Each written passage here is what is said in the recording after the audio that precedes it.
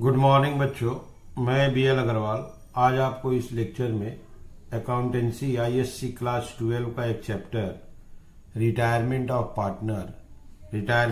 Partner का problem solve करके समझाने का कोशिश करूंगा। उम्मीद करूंगा आप लोग को जरूर से जरूर समझ में आएगा। ठीक है, ये रख दिया आपके सामने एक प्रॉब्लम।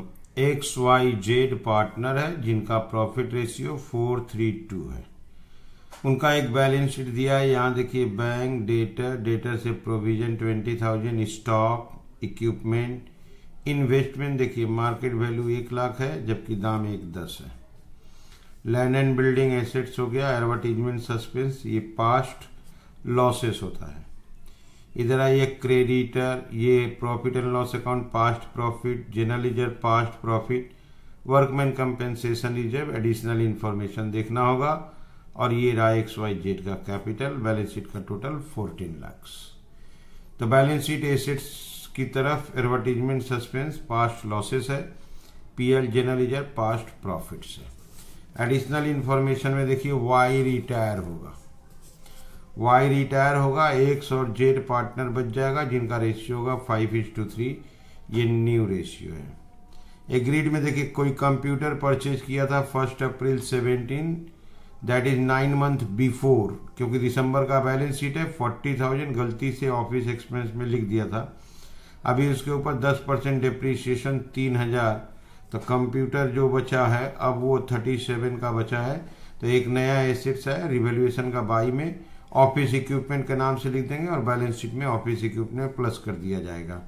ये क्रूड इनकम नया एक एसेट्स आएगा, रिवैल्यूएशन में बाई 15,000 रुपया डेटर से कम करना है।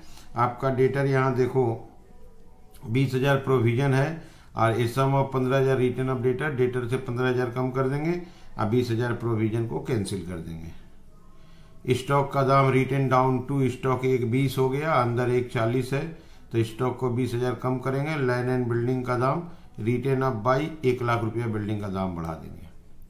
ओके, अच्छा जनरल रिजर्व में 60,000 रुपया रखना है बैलेंस शीट के अंदर। जनरल रिजर्व 1,05,000 है, 60,000 रखना है तो पहले 45,000 को ओल्ड रेशियो में डिस्ट्रीब्यूट कर देंगे और 60,000 का नेट एडजस्टमेंट एंट्री कर देंगे। बोला है since there was no claim, workman compensation reserve के नाम से कोई क्लेम नहीं है तो पूरा प्रॉफिट है ओल्ड पार्टनर में डिस्ट्रीब्यूट हो जाना चाहिए।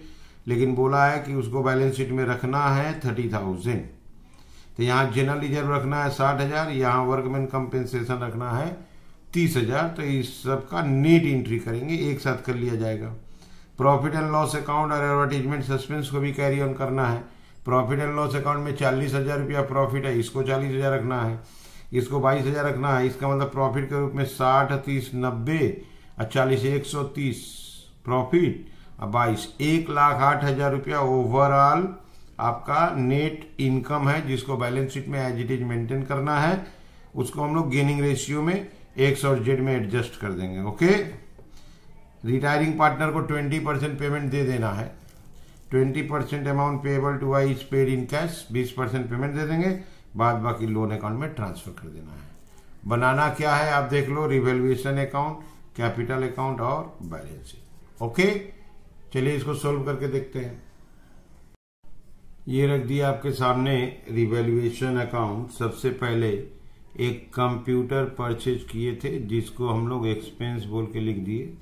आज वो एक नया एसेट आएगा इक्विपमेंट के नाम से। ओके, वो इक्विपमेंट 40,000 का था और उसका डेप्रिसिएशन 9 मंथ का 3,000, तो नया इक्विपमेंट आया आपका 37। इसके अलावा एक क्रूड इनकम एसेट्स है बाई एक्रूड इनकम 1,000 रुपया। ओके, 15,000 रुपया डेटर से कम होगा, डेटर से टू डेटर 15,000 रुपया डेटर को कम कर देंगे तो प्रोविजन आपका 20,000 था उसको कैंसिल कर देंगे by provision for bad debt 20,000। Closing stock को कम करना है 20,000, टू स्टॉक 20,000 और बिल्डिंग का दाम बढ़ाना है। By land and building 1 lakh, by land and building 1 lakh. अच्छा, इन्वेस्टमेंट का बुक वैल्यू था 110, मार्केट 1 लाख, तो इन्वेस्टमेंट का दाम कम करना है टू इन्वेस्टमेंट 10,000। ओके, एक बार रिवैल्यूएशन का आइटम देख लो। सबसे पहले यहाँ देखिए, एक कंप्यूटर था 40,000 का परचेज किए थे अप्रैल में, ठीक है। 9 महीना बाद पता चला कि वो एक ऑफिस एक्सपेंस में रिकॉर्ड हुआ है, तो 40,000 का 10% 4,000, 9 महीना का 3,000 माइनस करेंगे 37। एक नया एसेट्स आया, इक्विपमेंट। एक crude income, by accrued income assets है 15,000, डेटर को कम किए, 20,000 का प्रोविजन था, 20,000 कैंसिल कर दिए। स्टॉक का दाम 1,20 हो गया, अंदर 1,40 है, 20,000 कम कर दिए। बिल्डिंग का दाम 1 लाख बढ़ा दिए। यहाँ देखो आप 1,10 का इन्वेस्टमेंट है, मार्केट वैल्यू 1 लाख, 10,000 कम कर दिए। अब चलिए रिवैल्यूएशन का आंसर निकालते हैं। ओल्ड रेशियो 432 में बांटा जाएगा। क्रेडिट साइड बेसी है, ये हो गया आपका 158, ठीक है, 158,000। यहाँ ले आए 158,000, 113, ओके, 113 प्रॉफिट आ गया।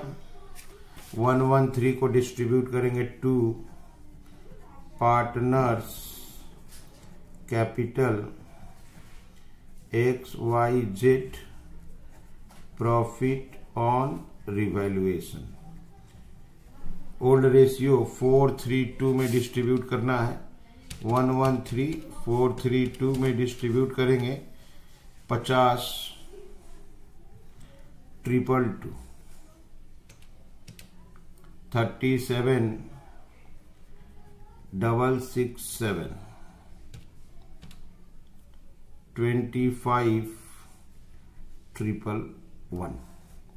ओके, कैपिटल का पहले बैलेंस दे देते हैं, बाई बैलेंस BD।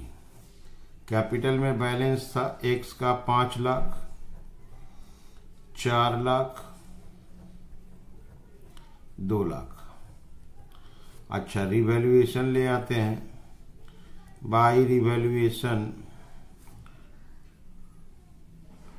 50 222 37 667 25 111। अच्छा, जनरल रिजर्व में आपको 60,000 छोड़ना है, तो बाई जनरल रिजर्व 60 छोड़ते हैं तो 45 बचता है, तो 20 15 10। ओके, जनरल रिजर्व में 60 छोड़ना था। अच्छा, वर्कमैन कंपेंसेशन में 30 छोड़ना है, by workman compensation.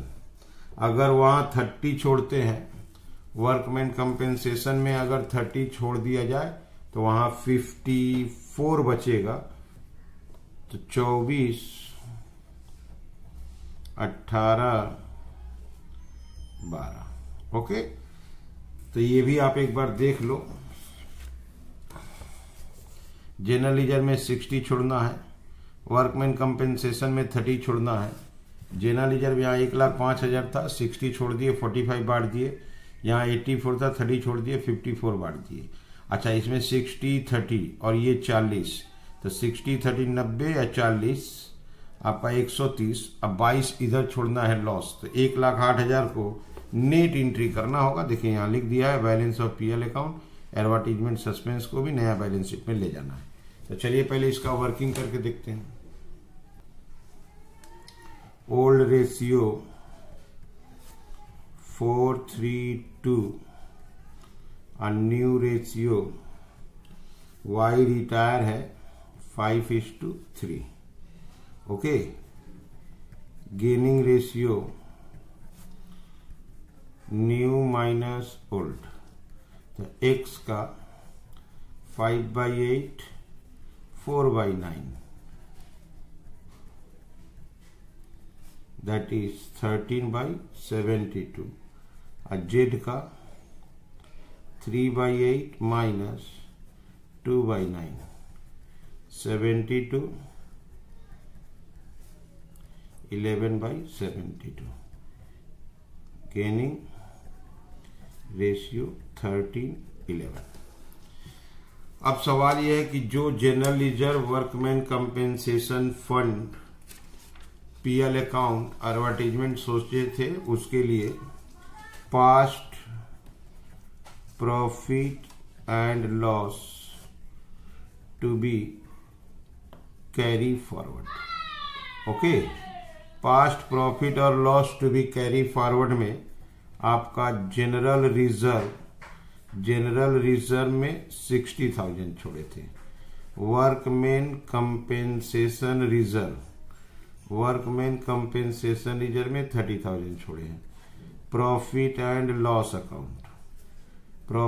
Loss account में 40,000, ये कुल मिला दीजिए 130, माइनस एडवर्टीजमेंट सस्पेंस 22,000 छोड़े हैं, 1,08,000। इसमें वाइज शेयर का बात करते हैं। 1,08,000 में वाई का शेयर है 3/9, दैट इज 36,000। इस 36,000 को एक्स और जेड में एडजस्ट करना होगा, रेशियो होगा 13:11। उसका एंट्री अगर करते हैं, X capital debit, Z capital debit to Y capital. Y को 36 मिलेगा, इसके अलावा इसका होगा 19,500 और 16,500। ओके, ये हुआ नेट एडजस्टमेंट एंट्री। ये हम लोग का प्रॉफिट है, ओल्ड रेशियो में बांट देना चाहिए, ये लॉस है बांट देना चाहिए, लेकिन बोला नहीं, नया बैलेंस शीट में कंटिन्यू करेगा तो उसको नेट कर लिए 1,08,000। इसमें वाई का 36,000 शेयर है जो एक्स और जेड में गेनिंग रेशियो में एडजस्ट किया जाएगा। तो यहां लाते हैं by X capital Z capital, Y को देंगे 19,500 16,500 टू वाई कैपिटल 19,500 16,500। ओके, अब जाने वाले पार्टनर को 20% पे करना है to bank account paid to Y loan account transfer. 20% pay करना है, बाद बाकी ट्रांसफर हो जाएगा। क्रेडिट में देखिए 4 लाख है, 37,667, 15,000, 18,000, 19,500, 16,500, 506,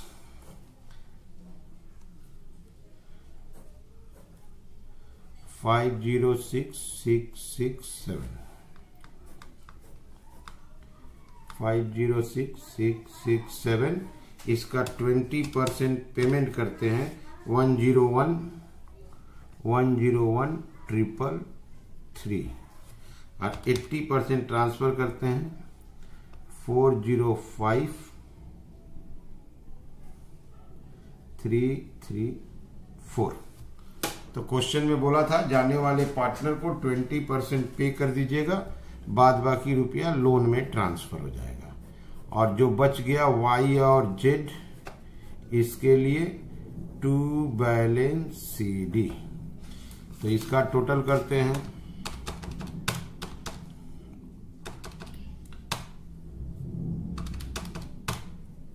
594,222, 594,222 माइनस 19,500, 574, 722।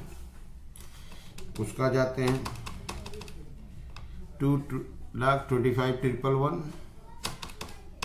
इसका टोटल हुआ 247,111। 247,111 और 16,500 माइनस कर देंगे 230,611। चलिए बैलेंस शीट बना के देखते हैं। ओके, सबसे पहले लायबिलिटी में पार्टनर्स कैपिटल एक्स और जेड आएगा। एक्स का है 574,722, इसका है 230,611। 574,722 प्लस 230,611 ये होगा 805,333 और वाई लोन आएगा। वाई को लोन में ट्रांसफर किए थे 405,334। इसके अलावा जनरल रिजर्व, अगर आपको याद हो तो जनरल रिजर्व में 60,000 छोड़े हैं। प्रॉफिट एंड लॉस अकाउंट 40,000 छोड़े हैं। वर्कमैन कंपेंसेशन रिजर्व 30,000 छोड़े हैं। ओके, अच्छा, क्रेडिटर था, क्रेडिटर एज इट इज लिख देंगे, क्रेडिटर 71,000 था। क्लियर है।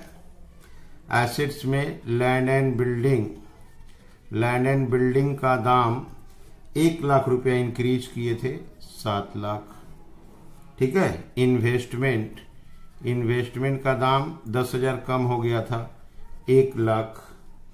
ऑफिस इक्विपमेंट, ऑफिस इक्विपमेंट पहले से था 70,000 और नया आया था 37,107। स्टॉक 120। डेटर से आपका 15,000 कम हुआ था, डेटर 305। ठीक है। अच्छा, बैंक, बैंक आपका 158 था, अब पेमेंट हुआ है 101,333। तो 158 से पेमेंट हुआ है 101,333, तो इसका आया 56,667। एक क्रूड इनकम बोल के एक नया एसेट आया था 1000। अच्छा, एडवर्टीजमेंट सस्पेंस रख लिए थे, एडवर्टीजमेंट सस्पेंस आपका 22। अगर बोथ साइड टोटल टैली करता है तो समझिए सही बना है। क्लियर है। चलिए इसको ऐड करके देखते हैं। लायबिलिटी का टोटल आया 14,11,667, इसका भी आया 14,11,667। तो इसका मतलब सवाल सही बनाए हैं। ठीक है। उम्मीद करते आपको समझ में भी आ रहा होगा। Okay, thank you, bye.